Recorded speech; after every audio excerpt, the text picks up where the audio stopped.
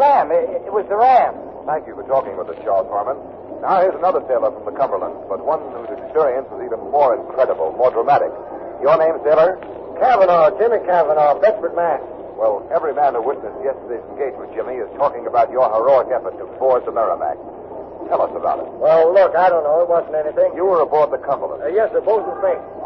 That's right. Go ahead, Jimmy. Well, after we caught the broadside of the Merrimac, she come in so close that an officer on the Merrimac opened a porthole and yelled out, "Surrender, Morris, or I'll sink you." That's Lieutenant Morris, deck officer of the Cumberland. Yes, sir, that's right. And you know something? Here's something awful funny. It turns out that the officer on the Merrimac was a Lieutenant Jones who went to Annapolis with our Lieutenant Morris. Is that so? Yes, sir. Well, what did your Lieutenant Morris reply? Morris?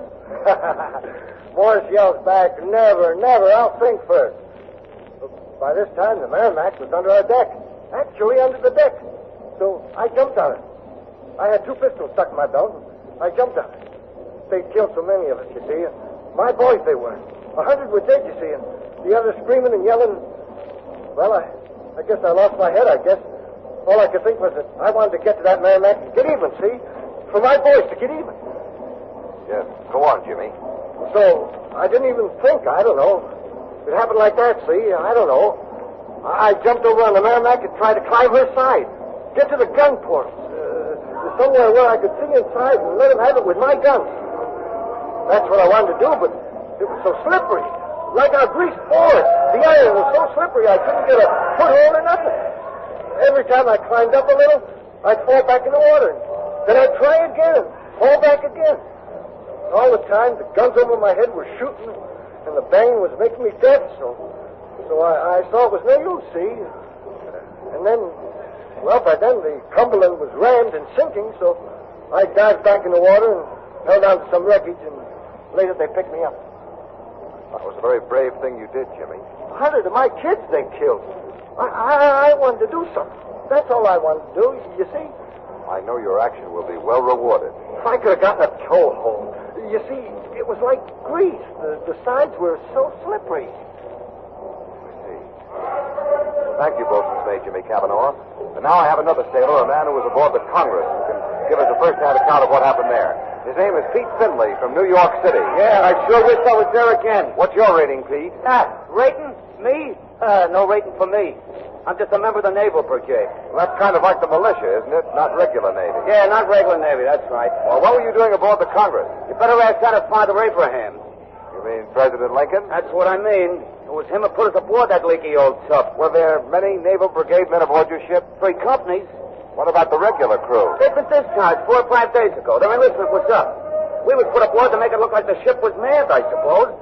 There wasn't even a single trained gunner aboard. Can you imagine that? So when the Merrimac, she lets go of us, and we see the Cumberland going, so we run up the white flag. And you couldn't expect any different. Now, could you? I know. We not been trained for fighting, if you know what I mean. Well, when it comes time, the white flag has gone up the mast, and I says to myself, Petey boy, didn't it take for you and over the side I goes? Over the side? Yeah, you couldn't expect no different. Now, could you expect different? Well, tell me, Pete, do you know when you'll get another ship? Me? Another ship? With that thing, that iron boiler out there still wide and wild? Oh, no, sir. No pot of water for me, not for Petey Finley. The land for me, and I'll kiss it, so help me if I ever get these big feet to feel the land again, I'm sure you will, and thanks, Pete. Yeah, I'm glad you're sure, mister. Wish I was. Now, looking out to sea again, the Merrimac looms near us, smoke belching from her chimney, an ugly, misshapen monster. It's hard to estimate the space between the Merrimac. The commander just given a clear ship for action. Men are ready to get position, son. Sorry, you have to go below. Shall we stay here? No, get below. Yes, sir. This is Ken Roberts. I'm returning now to CBS Washington. This is CBS Washington. We take you now to Jackson Beck, somewhere in Hampton Roads. Come in, Jackson Beck.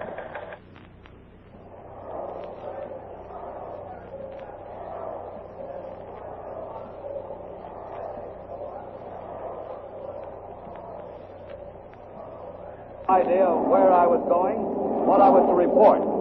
Under sealed orders, I was taken under escort to the Continental Iron Works in Brooklyn, New York. And here, for the first time, I was told of the nature of my secret mission. I was to accompany the Monitor on its journey to Hampton Roads. And, well, here I am. Now, what is the Monitor? The Well, I have by my side the young commander of this unique naval vessel, Lieutenant John L. Worden. Lieutenant Worden, suppose you answer that question for us. Just what is the Monitor? Well, sir, we hope the Monitor is the answer to the Northern prayers. The craft of unique design, the idea of John Ericsson, the famous Swedish-American inventor. It's iron-hulled, surmounted by an armored circular turret 9 feet high, 20 feet diameter, covered with 8 folded layers of 1-inch iron. The turret and the little pilot house that lays forward are the only deck structures, except for smokestacks and exhaust grates, which we remove before going into action. I see. What about your armament, Lieutenant Worden, or is that restricted information? No, sir, it's no secret. We carry 2 11-inch Dahlgrens. Well, the reports we have of the Merrimac say she carries 10 guns. Oh, that's true, but her guns are smaller and stationary. I see. Ours are fitted into a revolving turret. We can shoot in any direction without having to maneuver into a firing position. Well, then you think the Monitor is an even match for the Merrimac, Lieutenant Worden? I think we're more than an even match, and we stand ready to prove it. Can you tell us just how the Monitor came to be here in Hampton Roads right at this crucial moment? I guess a good part of that is luck. Oh? We set out from Brooklyn 3 days ago. Our orders were for us to head for Hampton Roads at full steam. Last night, we anchored in the darkness off the Roanoke, and one of our officers, my second in command, Lieutenant Sam Green, went aboard the Roanoke for orders.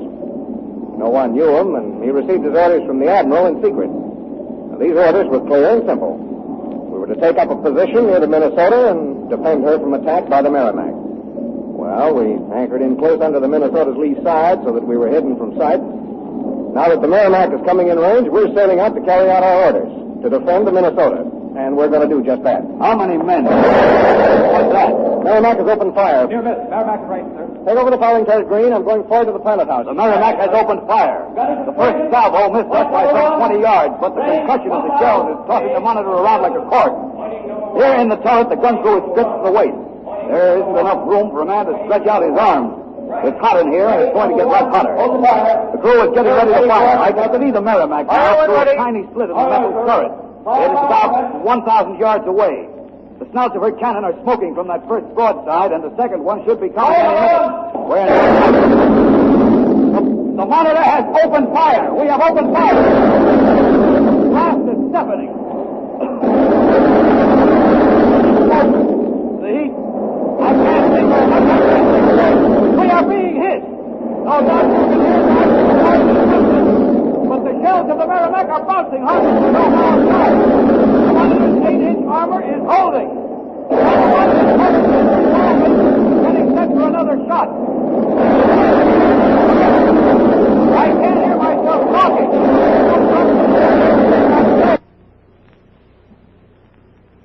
This is CBS in Washington. The noise of the firing aboard the Monitor makes it impossible to hear Jackson Beck, but John Daly aboard the northern flagship Roanoke has an excellent view of the action in Hampton Roads, so we switch now to him. Come in, John Daly, aboard the flagship Roanoke. The battle between the Monitor and the Merrimac has begun. The Merrimac towering high above the water, and the tiny Monitor, David and Goliath, the two ironclads, are not more than a few hundred yards apart now, flinging tons of iron at each other's sides. It's a fantastic sight to those of us who covered other naval engagements. No fitted spars, no ripped wooden hulls. The Merrimac's guns are firing at will, and they keep up a steady hammering barrage. The Monitor fires one gun at a time at intervals. The very first blow that the Federal Monitor struck sent the Merrimac reeling backwards, but just for a moment. She came right back in again, and now she's letting go with every piece that she has, and incredibly, that shot is just glancing off the rounded turret of the Monitor without doing any perceptible damage, not a bit of it as far as we can see from here. The gallant little ship takes the full force of the shot without a tremor, without a sign of distress, and then she returns every salvo with a blast of her own. Her turret spins around as soon as one of her cannon is fired, and the second cannon is all loaded and ready to go. Right now, this fight has gotten so hot, the smoke is so thick, it's kind of hard to make out exactly what is going on, except that the two of them, the Monitor and the Merrimac, are actually standing toe-to-toe and slugging it out just like two bare-handed prisoners in the middle of a ring. Big blast of sound. They're just firing their guns as fast as they can load them. The Merrimac has just pulled out from the cloud of smoke, and she's leaving the Monitor. The Confederate ironclad is evidently going to try something. Here she's going to try to attack the Minnesota, one of the Federal ships. And here comes the Monitor. The Federal ironclad is sweeping in between the two of them, intercepting. She's forcing her iron side in between the Confederate Merrimac and that wooden Minnesota. She's challenging the Merrimac. She's challenging her to come back and give combat once again. The Merrimac is forced to turn. She's forced to turn and is turning on the Monitor, making full steam. The Confederate Merrimac looks like she's going to try to ram the Northern champion if she can. The two of them are almost deck to deck. But the Monitor is sweeping aside. She's turning out of the path of the Merrimac. She's avoiding that ram, and as she turns, she keeps blasting away at the Southern ironclad. That Monitor is still in that fight. She's still in between the Merrimac and that Federal wooden ship, the Minnesota. Once more, though, that Confederate ironclad has been turned away from her objective. She's been turned away from the wooden sides of the Minnesota. This time, the little old Monitor seems determined to fight it out to the very finish. It's a terrific struggle, a battle of iron and steel. They're just blazing away. And the Merrimac is swinging around. Oh, she's slow and she's clumsy, but there's no question about it. She's turning. She seems to be heading back towards Norfolk.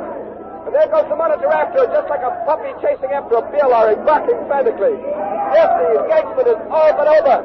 The battle is over, and the Northern fleet here in Hampton Roads is saved. The blockade of the South remains intact. There goes the Roanoke band, and just listen to that band. It's playing the brand new Bethlehem of the Republic, written only a month ago. And to be fair, neither the Merrimac nor the Federal Monitor was defeated, and neither one of them can really claim a clear victory. This great naval battle, which has just been fought so gallantly by the North and the South, is a draw. However, it's an unhappy day for the South, for as long as the Monitor stands here in Hampton Roads, Southern hopes of breaking the Federal blockade with the Merrimac are doomed, and the Monitor is going to stay here. This day, the March 9, 1862, the Monitor stops the Merrimac, and the Union fleet is saved. You have been listening to The Monitor and the Merrimac, another broadcast in the series You Are There, produced and directed by Robert Louis Cheon. The Monitor and the Merrimac was written by Irv Tunick and Mr. Cheon. The cast included Anthony Kemble Cooper, Cliff Carpenter, Joseph Boland, Bill Quinn, Patsy Campbell, Court Benson, Jim Davidson, Bert Cowlin, and others. Next week, July 21st, 1881, the surrender of Sitting Bull. You are there. CBS Christmas weekend draws to its end tonight with two fine comedy shows. One of them drawing laughs from a schoolroom and the other from a general store. At 9:30 Eastern Standard Time, Our Miss Brooks finds Eve Arden starring as America's most unusual, at least unusually madcap schoolmistress. And at 10, it's no secret, Lum and Abner, those famous storekeepers, relax with you in the laughter that comes from their famous store, the Jot 'em Down store, located out in Pine Ridge, Arkansas.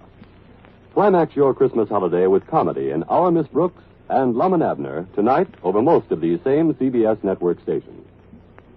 This is CBS, where 99 million people gather every week, the Columbia Broadcasting System.